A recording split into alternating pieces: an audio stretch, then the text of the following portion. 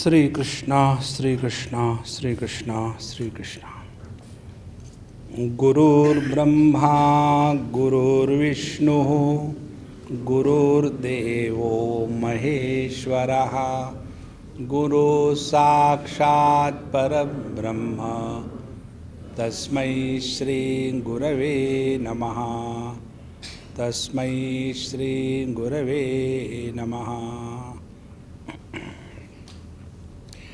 Two components of our interaction in the objective world, we have seen yesterday, involve what we do and how we do. So what we do forms one important aspect of our life. Instead of doing whatever we like, or instead of not doing anything, the best way is we should do what we are supposed to do. Now the question is, who will decide what we are supposed to do? If I am asked that Swamiji, do whatever you like, so I will simply eat and sleep. Isn't it? Because I do whatever I like. That's not right. I am supposed to do whatever that alone should be done. And this is where we have seen yesterday the importance of dharma in our life. Dharma has nothing to do with the translation of religion. The word translated as religion is wrong. So, whatever is our position, our place, our time in our life, according to that we must live dynamically and spend a productive life in this world. This is one part we have seen yesterday exhaustively. Now the second is, whatever we have to do, how should we do that? So what to do and how to do. Today we will think about how to do. That will be the cardinal principle. What is the subsequent? I am not able to have the head like Brahmaji. One comes from there and read that side. What is that? Please read loudly. Okay. Good. So, what is that which supports excellence in life? For that, we have to first define. What do we mean by excellence? So, excellence is defined as a perfect balance between external success and internal peace. When this perfect balance is attained, we are working for excellence in life.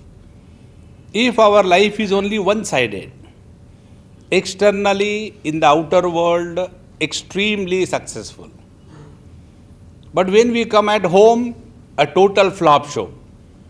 No. So we have to have a perfect balance. And for that, what should be the outer performance we have seen? Now today we will see what should happen inside. Then the excellence is attained. See, whenever we interact with the world, there are three places where observations can be made. One place is we observe the area of or the field of our action. For example, I am talking to you. This is my interaction with the world. Now, when I am talking to you, where is my attention? Is my attention on you as to what happens to you? Now, because I am talking, I suppose something sense, and therefore, if I expect that my speech, my talks should change you, if this is the attitude with which I am talking, my attention is going to the field where I am operating. First. Second is the experience of giving the speech. This is the second place where we get lost. So one is the field where we are functioning. Second is the experience during the functioning in that particular field. And the third is the experiencer who is interacting in this world to gather experiences. So these are the one of the three areas or all possible combination where we get lost. Now out of these three, what should be the right place and what normally happens? This is what we'll try to analyze and understand. Now when I am talking to you, keeping the same example, and if I imagine that my speech, my talks should influence you and you should change. If this is my approach to life, frustration is guaranteed. And as a result, I may be functioning in the world, and the net result of my life is I am a totally frustrated person. One or two examples I'll give you. The other day, I met somebody, elderly man, who was inspired. He is no more by God's grace now. Elderly man, he must be that time, something like 80 not out or 85 not out. And he happened to meet me somewhere. And that time I was young. He asked me, Beta, what do you do? I'm sorry I am not calling you Swami and all that because you are just like my grandson. I said, it's good. So, what do you do? I said, I do nothing. No. What do you preach? I said, I don't preach. I talk to myself loudly, and that is called as a lecture. No?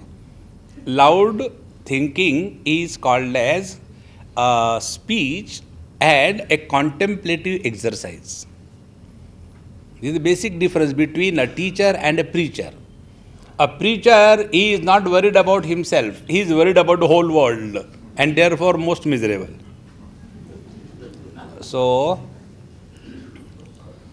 what do you talk? I said, I talk on Gita.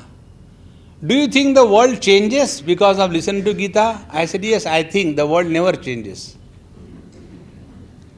He said, then why do you talk? I said, I had to know, without my talking, nobody will give me food. If there is a possibility that I can live without food and water, I will stop talking.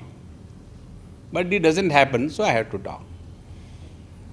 Okay, I am seeing something peculiarity in you. I said, yes, I am peculiarananda. What does it matter? And naturally, the discussion continued. I don't know how to address you. You called me Beta, and I don't know what I should call you. So I call you Babuji. Yes. I said, Babuji, what do you do, by the way? Then, that was a mistake. Many of us do this mistake. Never ask any elderly man, one. Second thing, a retired military person. Two, anything about his life. They will make you miserable. So, I did that mistake and he started. I was inspired by Mahatma Gandhi and Vinoba Bhave. And then what did you do? I did not study. That's the most wonderful inspiration. I did not study. And then I was told by Mahatma Gandhi that you go to the northeastern area of our country and serve the people. So I came to this northeastern area. And I have started some institution, some organization. And in that, I have built up school, some kind of institution, facilities for these tribal people to learn and grow and do the things. Every drop of sweat and blood, I worked for them. But they are so dirty, useless people. And then he made a statement. This world is like a dog's tail. It can't be changed. Useless people. I spent my whole life for them, but they are like this. Now they are bent upon killing me. They have destroyed the institution, burned the furniture. Like this he started. When he started like this, I said, Babuji, you are telling that the world is like a kutte ki dum, dog's tail. I said, the beauty of the dog is because of the crookedness of the tail. Imagine a dog with antenna straight in place of tail, how ugly the dog will look. Now, our point is, if you have really served the society through the social service, the one whom you serve is an altar of reverence, is it not? You serve your parents. You don't serve your dog. Swamiji, what do you know? We serve our dog more than our parents. Kali Yuga. So, when we serve somebody, we serve out of respect and reverence, and in that service, we never have bitterness, is it not? If we are interacting in this world, and our attention is on the world where we were interacting, and the result is bitterness towards the end of our life, what we have done is nothing but under the disguise of the social service, we have been worshipping our own ego. And therefore, the bitterness comes in life. See? A social service creates a social servant, and a servant is a position which is insult proof. Suppose I am the boss or I am the servant. Let me put this way. I am the servant and you are the boss. And so many people have come, so you call me. Ramu, come here. Ram is the biggest servant in our country, everywhere available. So Ramu, come here. So Ramu comes. Babuji, kya hai? Kindly get water for me to drink. Now, the Ramu goes and doesn't get water. Then you as a boss become angry because before the other people you have to show that you are really powerful only on your servant. Try to do the same thing before the wife. So, you shout. These days the servants are so useless. Again you shout at him, call him. Mar gaya tha kya? I told you to get water, why didn't you get? Now, this kind of abuse to the servant does not insult the servant. But if the servant replies, if I reply, Babuji, are you a tanker or what? Since morning you have taken 3 buckets of water. Something wrong with you. I am not going to give you water. And it is there only, you just take it. If I say to my boss as a servant, then the boss is insulted, is it not? What is the cardinal principle? The cardinal principle is, if you are having an attitude of service to the society, you will never get disheartened and insulted and therefore hurt in your life. See? How simple it is.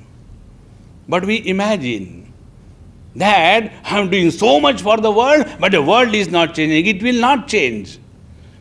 And another thing, when we take up this garb of a social service and we want to serve the society, do you know what is our attitude of serving the society? Suppose I am a highly liquid spiritualist. I start my day with a white horse and close my day with a black cat. All animals. If this is the kind of spiritual person I am, and you are a social worker. What will be your approach to serve me?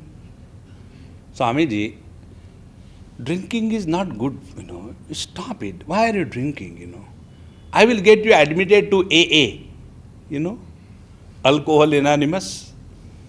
So I'll get you admitted over there. Swamiji, how do you know this? Anubhav. Meaning, I got somebody admitted. Don't misunderstand. So, when we serve somebody or the society or the world, our attitude is that we impose our views and doctrine on others. Imposition of our views and doctrine on others is called as social service. Now see? And this is where the frustration begins in life. How simple it is. The other day in Noida, one brigadier I don't know the feminine gender of the brigadier. She and her husband, both of them came, and after the lecture was over, Noida is a place where all the retired people are gathered together to frustrate collectively. That is called a Noida. So, it's near Delhi. So, after the lecture, she said, Swamiji, I want you to tell me that I stopped smoking, and I stopped smoking. I said, Amma, why should I tell you? You look so nice when you smoke. A fragrance comes out of you. You feel that there is fire in you, therefore the smoke is coming out. Unless there is a fire, smoke will not come out. And it is so good, it makes your lungs healthy. It saves a lot of money. And wherever you go, you have got a special reserved area. Isn't it? So every good thing is for you. Why should you stop smoking? Swamiji, you are being sarcastic. I said, whatever I am like this. What can I do? But why don't you tell me? I said, why should I tell you? You smoke and burn yourself. How does it matter for me? My is only one way. I love you as you are. Be very attentive. I said, I love you as you are. The moment I said like this, she jumped, Swamiji, hugged, you are really a genius, and then told her husband. Now listen what Swamiji said.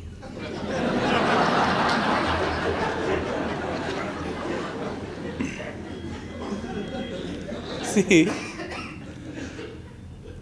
our understanding of serving others, our imagination of having success in the outer world is imposition of our views on others.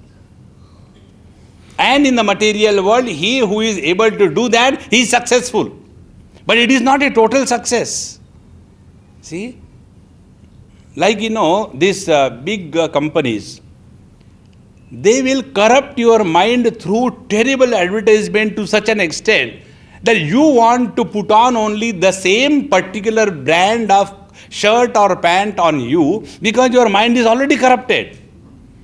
The other day, somebody got one sweater for me from US. Swamiji, I was coming, I thought, now this is winter, so let me get a sweater for you.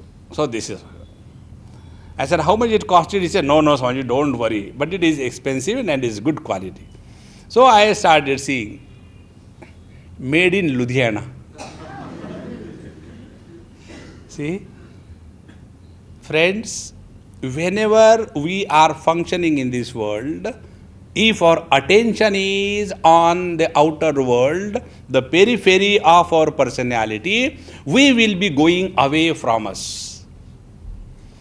And when we go away from ourselves, we end up in ignorance and misery. So, where we function is the first thing we'll decide today. And then how we function, the second thing. Now, the second place where we get lost is the experiences. So far what we discussed was the experienced area. the people or the work, etc. Now, when we interact with the world, we gather experiences.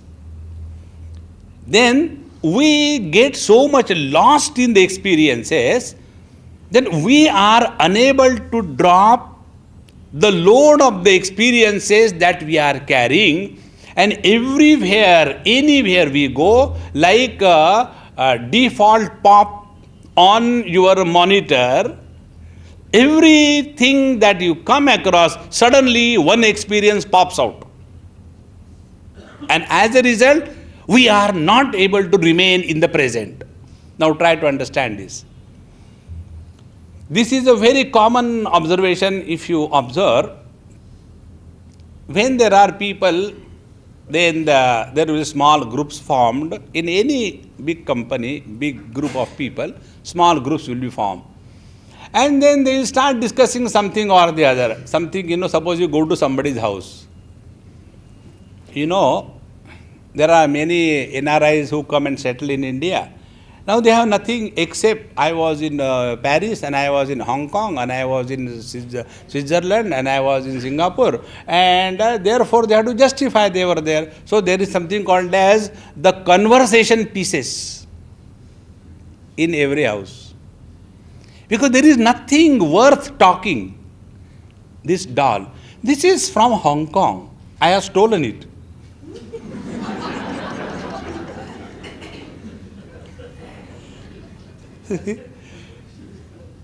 So, we get lost in these kinds of discussions.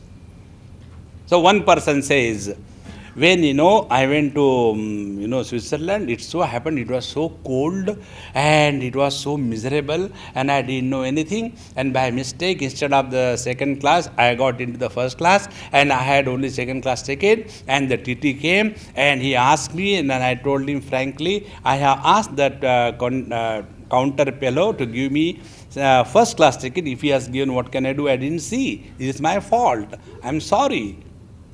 Now he is telling his experience in Switzerland. By the time this fellow completes, the other one cuts it there.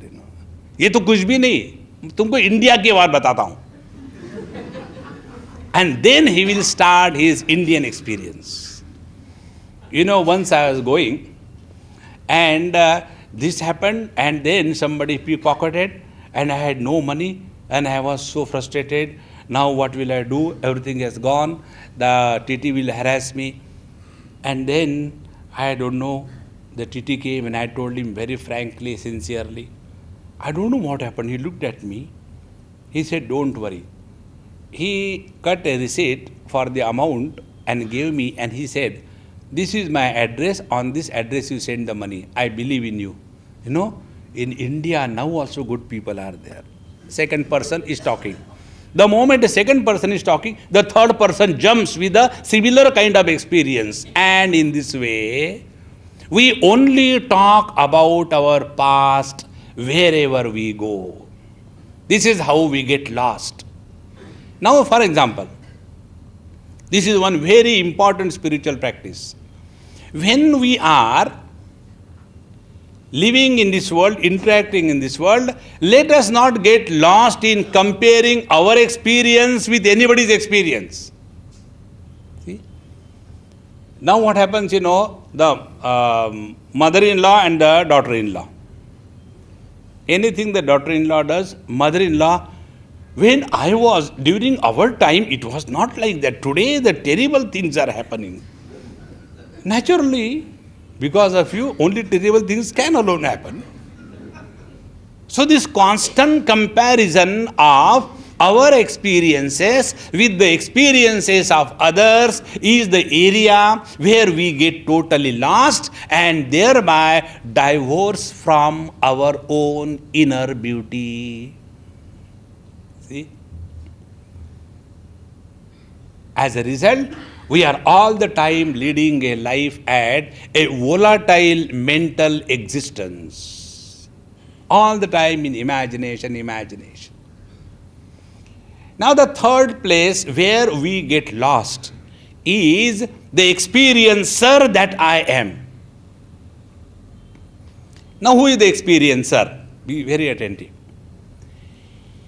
Experiencer is the one who is carrying the load of experiences all through his life, and when you have any kind of load, you cannot be cheerfully happy. Isn't it? The best example you take, the NRI suitcases. You know, this is a new brand of suitcase. You must have heard the aristocrat and VIP and Sona Night or whatever it is. But this is new one, NRI suitcases. They are huge structures, and inside when you open, nothing. All that which is available in India, the same thing is there. But when the people come from there, they think in India nothing is available. Therefore, they carry everything from tissue paper to the, I don't know, I should say toilets or what. So, huge suitcases, and those suitcases will be kept on the head of a small porter boy, 10, 12, 15 years, and then negotiation, ₹100. Nahi, 8 aane bahut hai. See? Watch this thing we see in Bombay now and then. And with that heavy load on the head of that small child, when he is going, that time you look at the child and tell him, hey, come on, I tell you the best joke of the world. You tell him the best joke. Will he ever laugh? Because he is under the physical load of the NRI wisdom. Now, if this happens with the physical load, now imagine what happens when the load of our total past experiences is carried on our head, on our mind. As a result, we are living under such a terrible load pressure that as we grow old, the load increases of the experiences. And therefore, as we grow old, there is more load. When there is more load, there is more tragedy. And when there is more tragedy, nobody wants us. Who wants a miserable person around? As regards miseries are concerned, we are all self-sufficient. We don't require somebody else's misery. No, I got sufficient. Keep away. Now what we all the time talk about, ego, ego, ego. This is what is called as the ego. Ego is nothing but the summation of our total past experiences and carrying the load of those experiences on our head. Now see how it is. Lesser the age, shorter the past, lesser the experiences, lesser the load, lesser the ego, and therefore less miserable. Now, other way around. Older the age, longer the past, more the experiences, heavier is the load, more is the misery, and stronger is the ego. See? Ego means what? Ego is not something like that, this machine is on my lap. In the same manner, the ego means something is there, no. And you know the most beautiful part? This load is the load of virtual reality. Those who have studied computer science, they will understand. It is not the actual reality.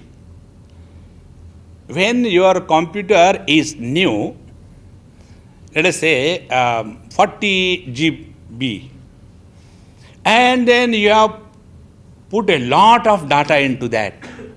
All your 40 GB capacity is exhausted. Because of that, will the load or the weight of the computer increase? No. But if you put additional data, it will not go in. Think. Then what is that? That load is called as the virtual reality, not actual. In the same manner, ego is only a virtual reality, not an actual reality. But it is this virtual reality, the ego, that alone determines our existence, and whole life's excellence is lost or gained if this factor is taken into consideration. See, friends. So what is the cardinal principle for excellence now? The cardinal principle for excellence will be that when we are functioning in the outer world, first let us be very clear. Are we getting lost in the area or the field where we work? Or are we getting lost in good and bad experiences of our life to such an extent that wherever we go, we keep on comparing experience number A with the experience number B all the time? Those who are the cricket fans, you see how much data they collect. And the data has no meaning. On this particular pitch, in this particular year, this particular batsman has done this particular mistake, and the same mistake is repeated by this batsman after 25 years. And what do you get out of it? Time pass. Nothing. See? Friend, please remember, mind survives on the diet of comparison. If you stop comparing, mind quietens. See? When I look at you and just stop here, I am at this very moment on the top of the world. But when I look at you and start comparing, this audience is like that audience is like that. These people are like that, those people are like that. My wife is like that, other people's wives are like that. There is no end to that. And this is how our mind is sustained. So what is the cardinal principle therefore? First of all, let us not imagine and get lost in the world. First principle. And let us not have this funny notion that we can change the world. The God who has created this world failed to change his own creation. Isn't it? Do you think that we can change our children, our creation? This is the manufacturer's code. The manufacturer is always a frustrated person towards his own manufactured items. He cannot do anything. That's why they sell to others. Relax. What is the secret behind the marriage? This is the secret. You know, one day one boy asked me, Swamiji, why these people in our country, our parents, they are all the time telling us get married, get married. What is the reason? I said the reason is revenge. I said, what revenge? Revenge is we as children have really tortured them during childhood. And now the only thing is, you can't do anything. So the only thing, make them parents. And when their next generation is born, then they will start taking the revenge. That is why the grandparents like the grandchildren more. This is the secret. बेटा लगाओ चाबी ऐसा ही है लगाओ.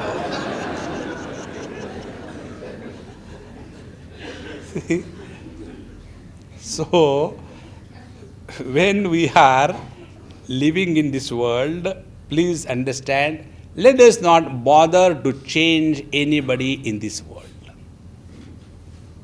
You must have heard Bhagavad Mahapuran. There, this story comes towards the end.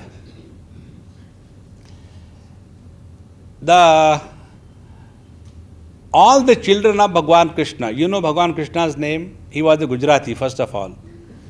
And therefore his name had also the name of the father. So his name was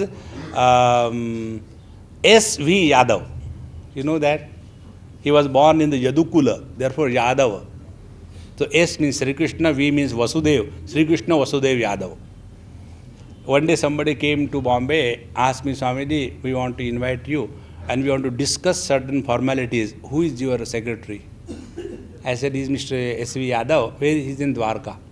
Can you give me address? I said, you go, anybody will tell you. Discuss with him.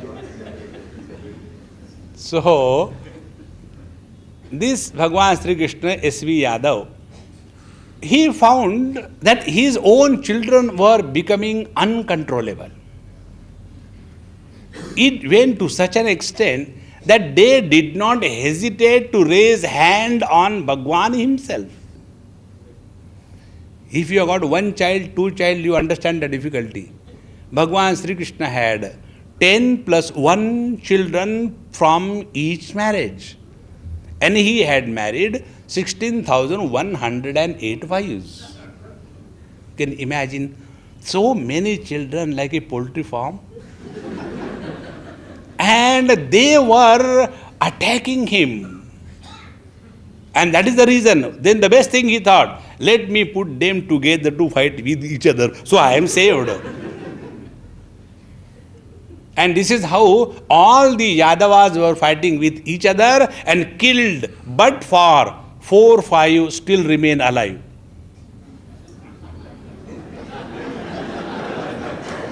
I have not said anything. Isn't it?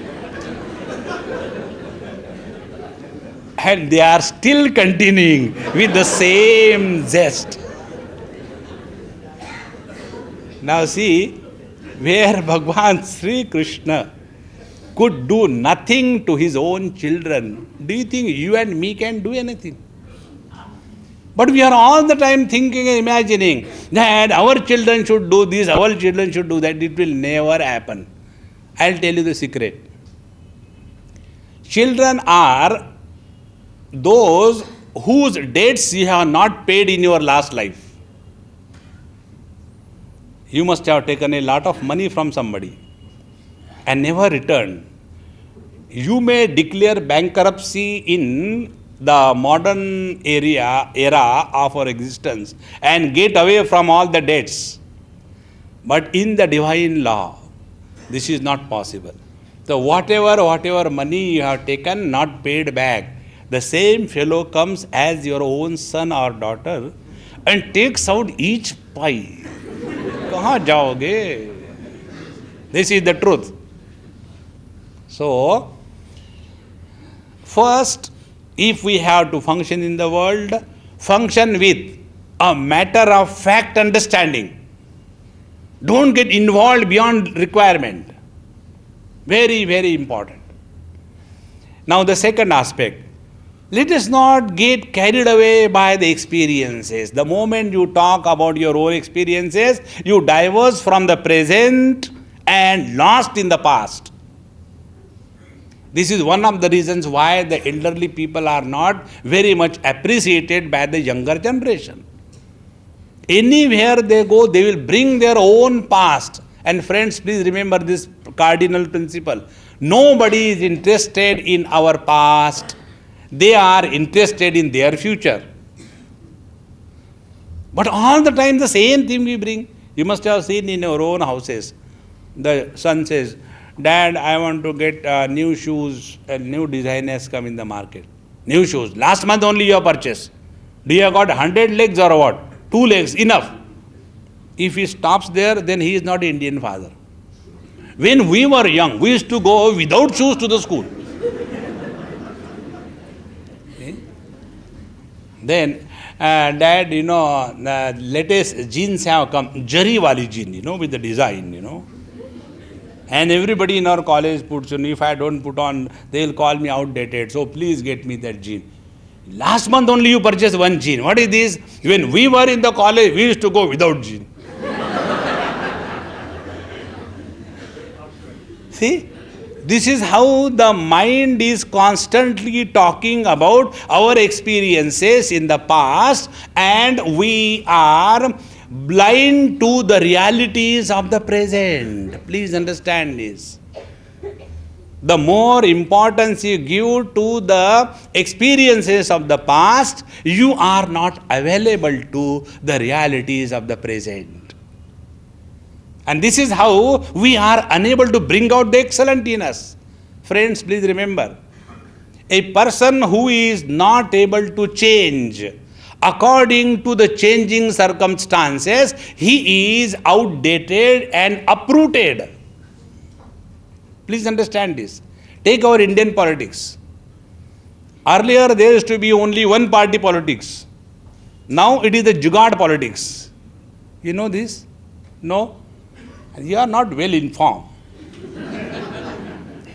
Once it happened that 3 Americans came to India and in Delhi got into the taxi, and after some time the taxi stopped. So they got angry. To get angry, frustrated is the sign of being American. So they got disturbed, angry. So the driver said, Babaji, wait a minute, don't worry. So he went outside, opened the bonnet, took some stone, thak, dham, and left the stone on the road. Typical Indian character. Others may require, so he left it there. Concern for the society. So he left and came inside, started.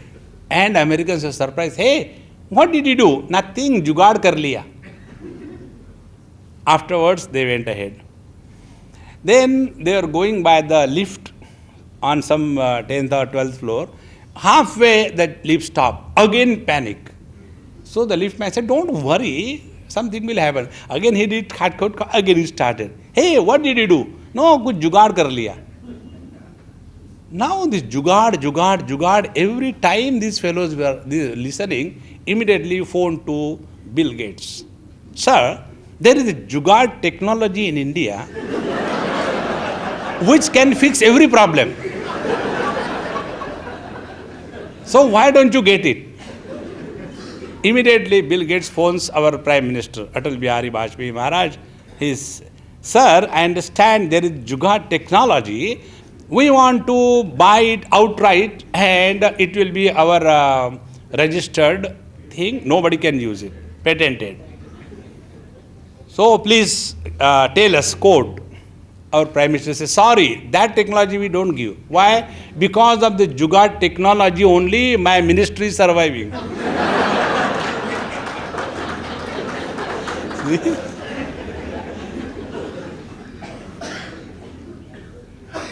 So, our experiences are required to be dropped only by one method. Be very attentive. We can drop our past experiences by one method. Either you learn from your experiences and grow wise, or you forget them and commit the same mistake and then learn. Never mind. There is no way that you can undo your past. Past either has to be forgotten or you learn. And if you have learned from your past, then alone you have learned the cardinal principle of excellence in your life. Not otherwise. Otherwise, you do the same mistake again and then blame the God. No. So, this is the second area where we work out the excellence. Now the third is the experiencer, the ego. See, none of us can live without the ego. Ego is required for existence. So if ego is required, now this ego can be a creative faculty or it can be a destructive faculty. It becomes a creative faculty if it is supported by the positive attitude. It becomes a destructive faculty if it is supported by the negative attitude. So when we are functioning in this world, let us have this positive attitude towards everything in this world. Then only this ego becomes an asset or it becomes a liability. Now how this ego becomes an asset or the liability? First of all, how the ego is an asset, and then we will see how it is a liability. Ego becomes an asset by protecting us from ourselves. Be very, very attentive. I have the ego that I am the son of so and so, and therefore I cannot afford to lead a disgusted life in this world. What people will say, he is the son of such a person and leading such a disgusted life? No. At least for the sake of my parents, for the sake of the family to which I belong, I cannot go the wrong way, although I may want it. See? So this is the ego. Technically speaking, I'll tell you, when I have the ego, then I am a Brahmin, or I am a Kshatriya, or I am a Gujarati, or I am an Indian. This is an ego. But if this ego is protecting me from going the wrong way, then this ego is an asset. See? When this ego is invoked for something good, it is never a liability. Now, for example, if we take this like this, I am born to such parents, I belong to this particular guru as his disciple, and I have valued these values in my life. I do this much of japa, go to the temple and do my worship. This is my ego. Now, under all these things put together, such a corrupt act of national deception cannot be honored by my mind. Now, this ego alone will protect me from going the wrong way. Therefore, never condemn ego. If it can be utilized for something creative, it's wonderful. But if the same ego is used in a negative manner, like the other day, I was in Delhi, one lady was driving me, and she jumped the, red light, and police was standing, hiding behind some object. So he stopped her. And straight away, you want receipt for 200 rupees, or you want to give 100 rupees without receipt? So he was talking to that lady driver who was driving me. So I simply smiled, because the money was not going from my pocket, why should I worry? So I smiled. So the police looked at me. Babaji, the country where the Prime Minister can misappropriate millions, why shouldn't I take 100 rupees? Now see, this is a destructive ego. This is not a logic, this is not a justification. Because others are doing wrong, therefore, if I do wrong, what is wrong in that? This itself is wrong. Therefore, when we are thinking about this purification of the ego factor, now we jump into the higher dimension of existence. Up to here, we have talked about and thought about only in the relative plane of existence with reference to our life in this particular body from birth till death. This is the only time factor we have taken into consideration. We have not gone beyond that. And we were all the time buried under the inert world of time, space and their interactions. Now we go little higher. See, in Bhagavad, one story comes. The story is about Ajamila, who chanted Lord's name at the time of his death. He called his son, "Hey Narayana, come," and suddenly the death comes.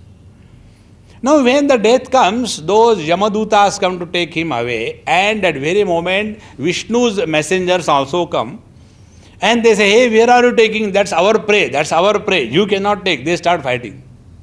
And this Ajamila is observing their discussion and dialogue. And there the Yamaduta said, "See, anybody dies in this world, it is our prey. How can you take? Who are you? Where from you are dropped in? You are not required. Go away." Now they say, don't you know that we are the Dutas of Lord Vishnu? And anybody who is a devotee of the Lord takes his name at the time of departure, we come and take him to the Vaikuntha. Now these Yamadutas are confused. So they go to Yamaraj and ask this question, Sir, kindly tell me, how many bosses are controlling this world? These are the words actually there. How many bosses are controlling the world? If there are too many bosses, there will be a mess.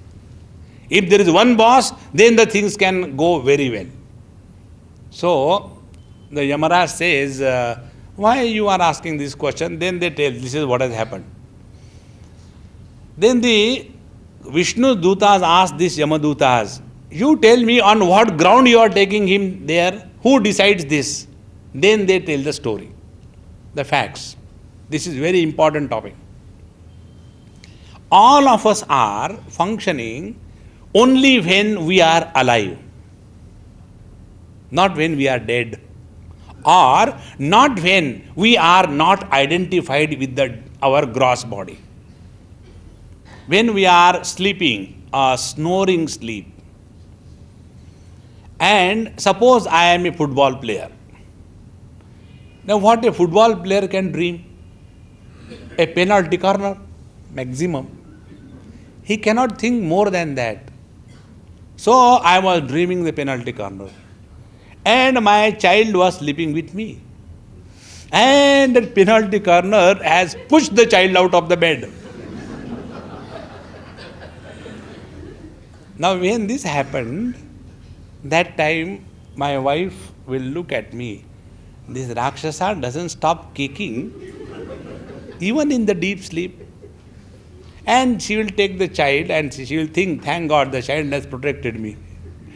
And take the child and go to other room and sleep. Now that particular time when he has kicked, the wife and the child has forgiven because the one who kicked was not there. He was not identified with the gross body. Let him do the same act in the waking state. The wife will uproot the leg, detach like a bulb, take in your hand. Isn't it? Be very attentive. When we are alive, then only we function. When we are identified with the gross body, then alone karma or the action with the doership takes place. Now third, for example, when I am seeing you, in that how many factors are involved? First, the colors and forms are required. They all must be bathing in the external light because they are not self-illumined. Then there has to be the functional structural eye, and through that eye the vision must pop out and then comprehend, and that picture must be bathing in the light of the consciousness. Then alone the knowledge takes place that I am seeing the most wonderful, beautiful people of Ahmedabad. Say thank you.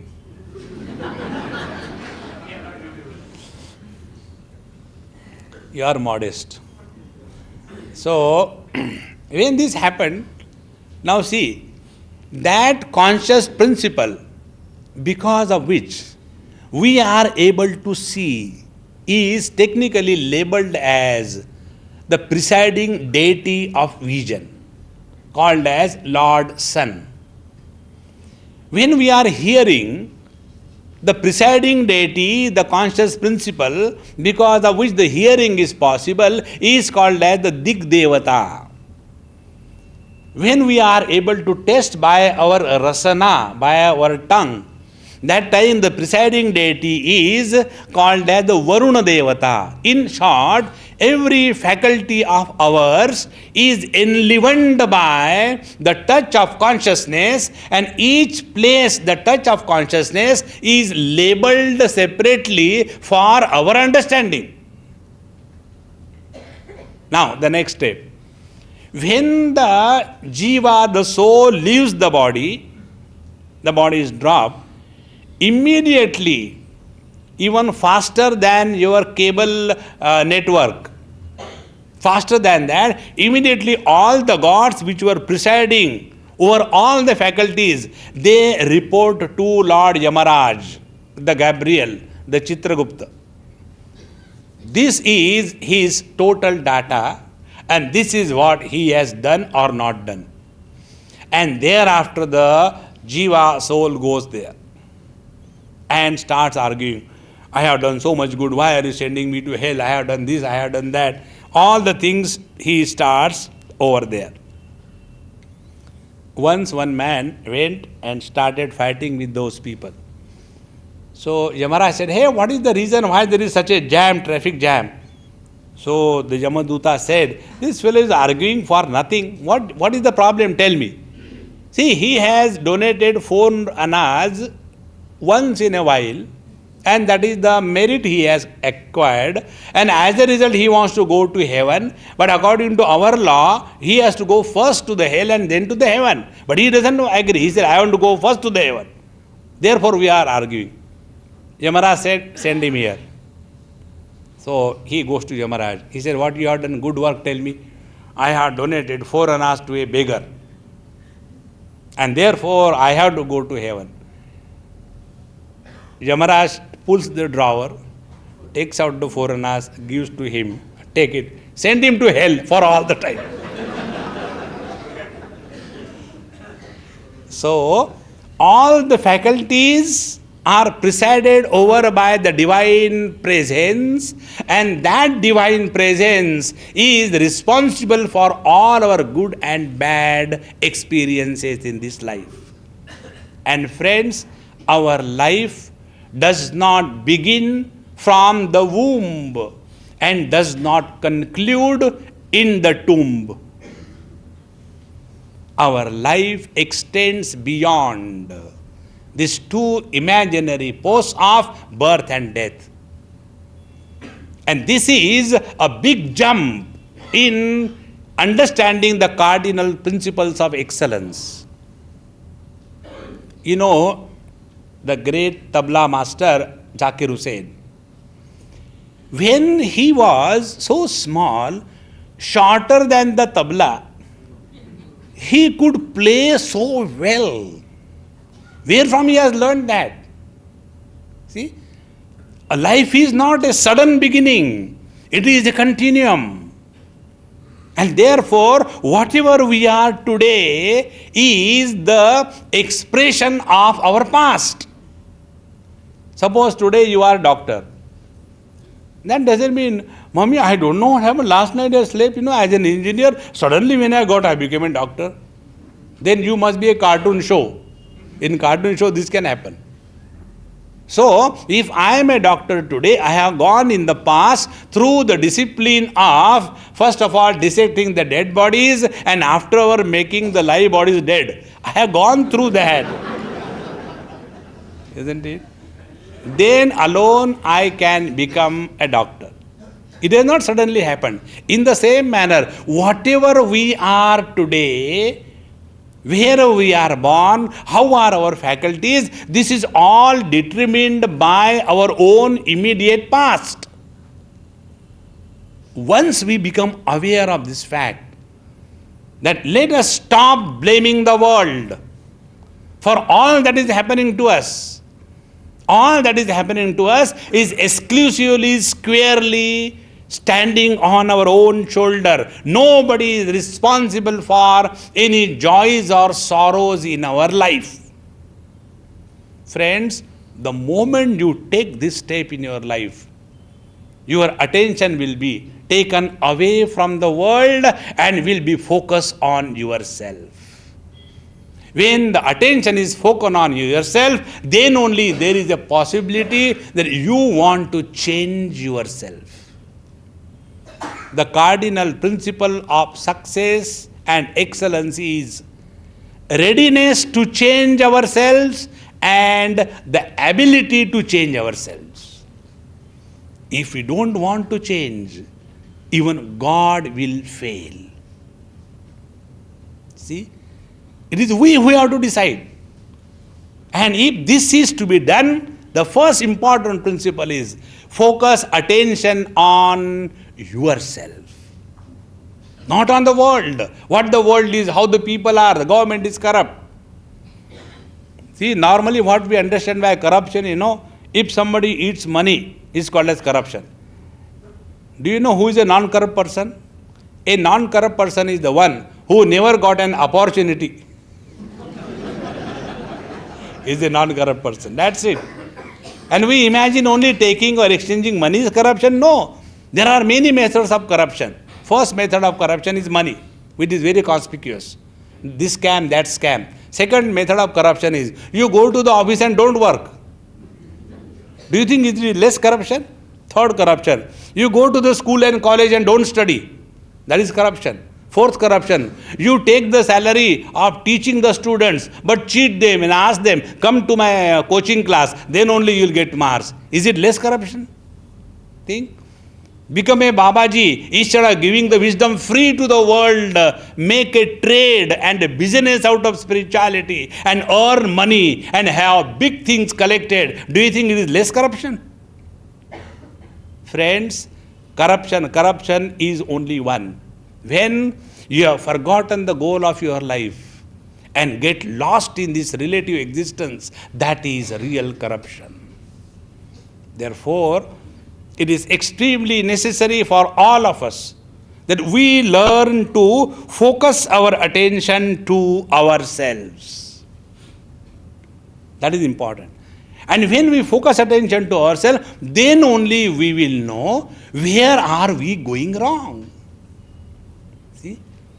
But normally what happens, whatever I do is right and the whole world is bad. Such a person is a load on himself or herself. So once this position you have taken, that now it is me who is the urgent emergency case to be handled, understand, we have taken the right step in the direction of understanding the cardinal principles of excellence in life.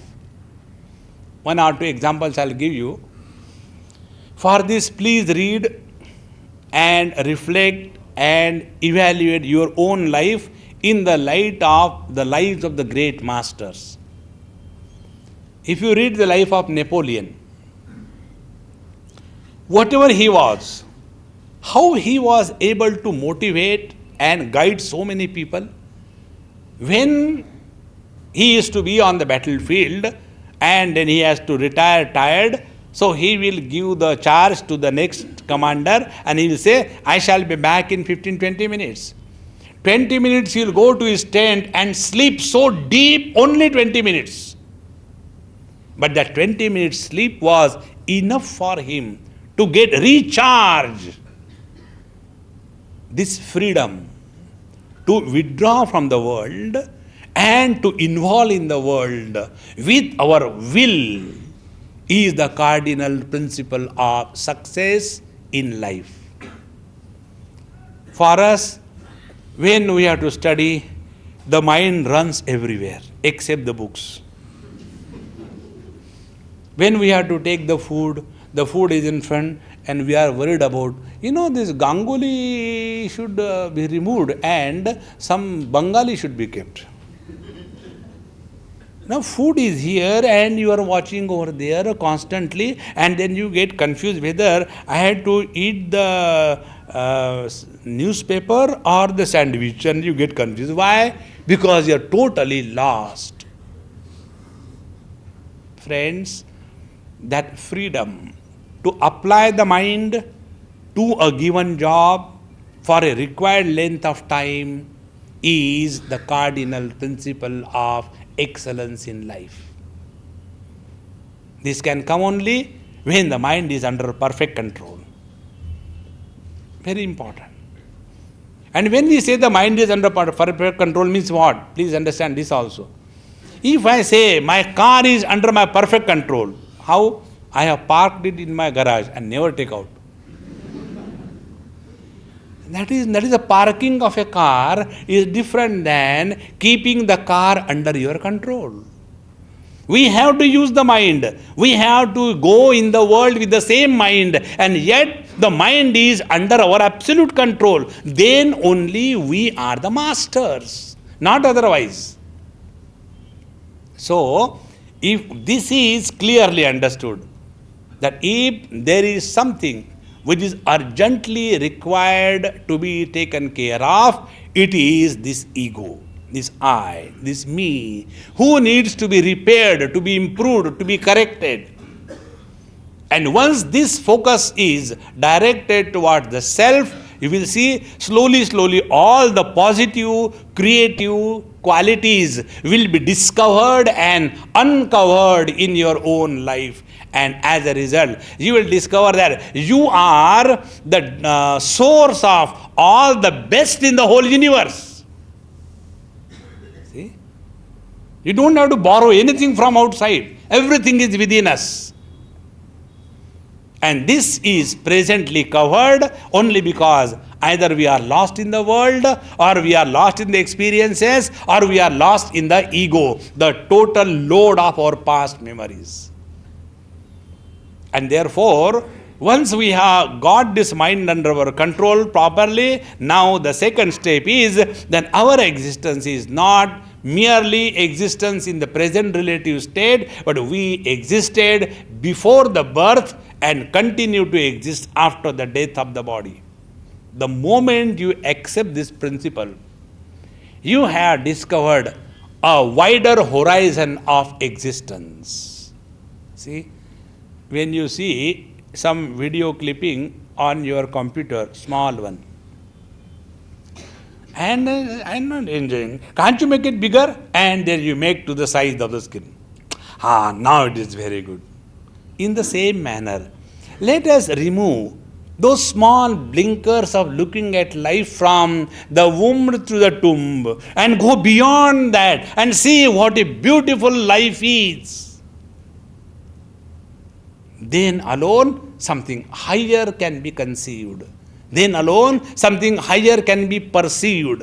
And then alone that higher will start functioning through us.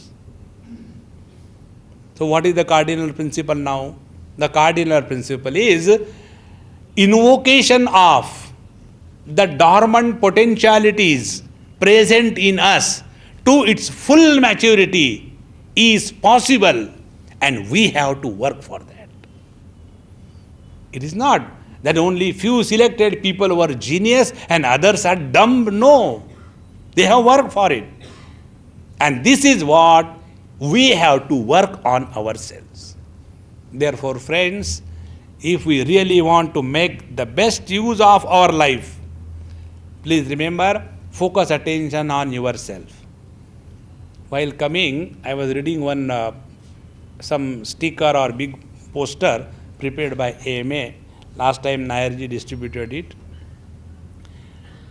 The surest way of, I don't remember the words, I'll tell in my own words. The surest way to be miserable is to be concerned about everybody in this world. We are not appointed as the general managers of the universe, isn't it? Why worry? Do your job to the best and enjoy. Life is a celebration. But our life has become a calibration, not a celebration. Constantly counting. This happened, that happened. Go beyond all that. And once you break the, in physics they have got the breaking of the sound barrier. Let us break this vision barrier. And once you go beyond this myopic vision of relative existence and penetrate into the divine vision of unlimited existence, the highest in you will start manifesting. And the result will be your external performance will be naturally, spontaneously, perfectly beautiful, not at the cost of the inner beauty. That perfect balance will be attained. And when that perfect balance is attained, then alone we have learned that if there is somebody who is really a problem that is to be handled, it is we ourselves. And how we have to do that, we have seen, starting from the periphery coming to the middle experiences, coming to the experiencer, and how this experiencer has to be worked upon.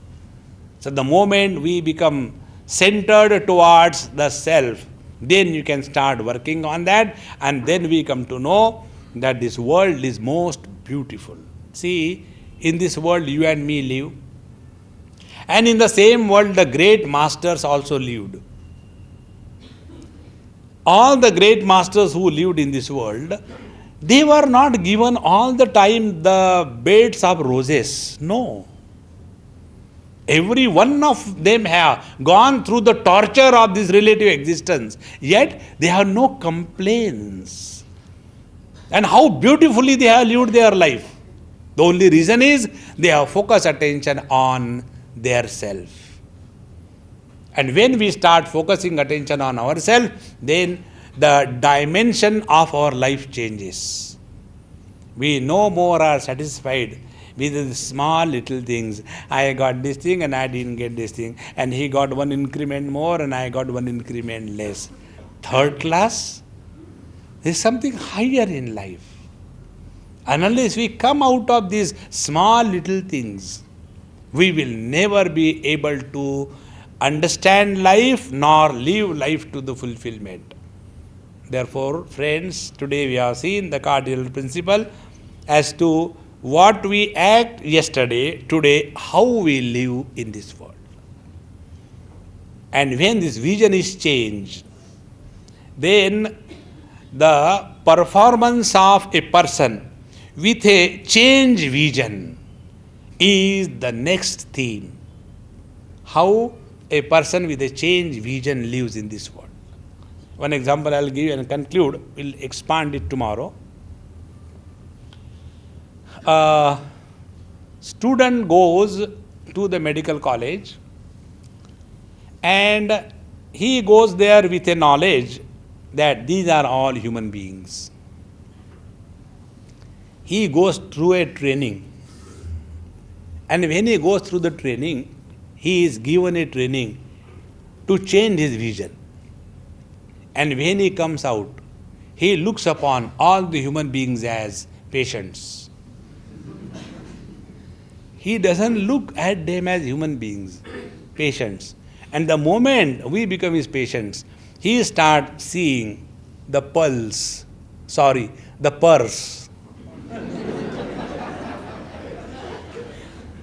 So we have to change the vision, and with this change vision, when we live, we will be able to bring out the best, called as excellence, in every one of us.